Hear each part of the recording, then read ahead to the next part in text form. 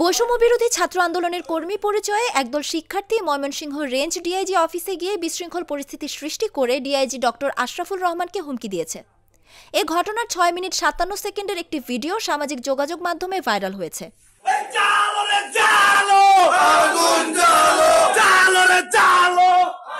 এক পর্যায়ে দায়িত্বরত পুলিশ সদস্যদের ধাক্কা দিয়ে রেঞ্জ ডিআইজি আশরাফুল রহমানের কক্ষে ঢুকে যায় 15 থেকে 20 জনের একটি দল।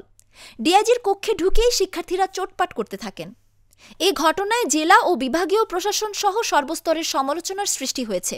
ভিডিওটি বৈষম্য বিরোধী আন্দোলনে নিহত শহীদ সাগর হত্যা মামলায় আত্মগোপনে থাকা পলাতক আসামি ময়মনসিংহ সদর আসনের সাবেক সংসদ সদস্য মহিতুর রহমান শান্ত নিজের ফেসবুক আইডিতে শেয়ার করে লেখেন, আমাদের ময়মনসিংহের ডিআইজি সাহেবের সঙ্গে মেধাবীদের নতুন বছরের শুভেচ্ছা বিনিময়।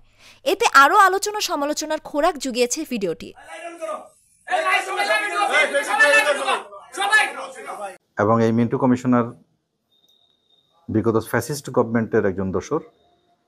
তাছাড়া তিনি সাগর হত্যা মামলার এজাহার নামীয় আসামি। তাকে সেই মামলায় কোর্টে প্রেরণ করা হয়। এদিকে গত 28 ডিসেম্বর দুপুর 12টার দিকে ডিআইজি অফিসে ডিআইজি ডক্টর আশরাফুল রহমানের সঙ্গে শিক্ষার্থীদের এই অপ্রীতিকর ঘটনা ঘটলেও এখনও ময়মনসিংহের পুলিশ ওই শিক্ষার্থীদের বিরুদ্ধে কোনো আইনি ব্যবস্থা নিতে সাহস পাচ্ছে না। শুধুমাত্র থানায় একটি সাধারণ ডায়েরি করেই ক্ষান্ত পুলিশ।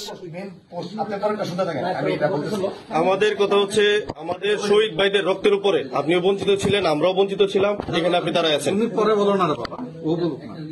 যদিও ময়মনসিংহ কোতোয়ালি মডেল থানার ভারপ্রাপ্ত কর্মকর্তা শফিকুল ইসলাম জানান, ঘটনাটির তদন্ত চলছে। এই ঘটনায় ফ্যাসিবাদী চক্রের ইন্ধন রয়েছে বলে তথ্য পাওয়া গেছে। এ বিষয়ে ময়মনসিংহ রেঞ্জের ডিআইজি ডক্টর আশরাফুল রহমান বলেন, এই ছাত্রদের দাবি ছিল যে তারা এই মিন্টু কমিশনারকে যেন ছেড়ে দেওয়া হয় এবং এই মিন্টু কমিশনারকে আর অন্য কোনো মামলায় গ্রেপ্তার দেখানো যাবে না। সেই সাথে সাথে তাদের আরও দাবি ছিল যে এই ময়মনসিংহ শহরে সিটি কর্পোরেশনের আওতায় অতীতে যে সমস্ত কাউন্সিলরগণ দায়িত্ব পালন করেছে তাদেরকে গ্রেপ্তার করা যাবে না। এই ছিল তাদের দাবি এবং এটা পূর্ব পরিকল্পিত। এবং ছাত্ররা যে অ্যাটিটিউড নিয়ে আমার অফিসে এসেছে এটা অগ্রহণযোগ্য, অনভিপ্রেত এবং অনাকাঙ্ক্ষিত।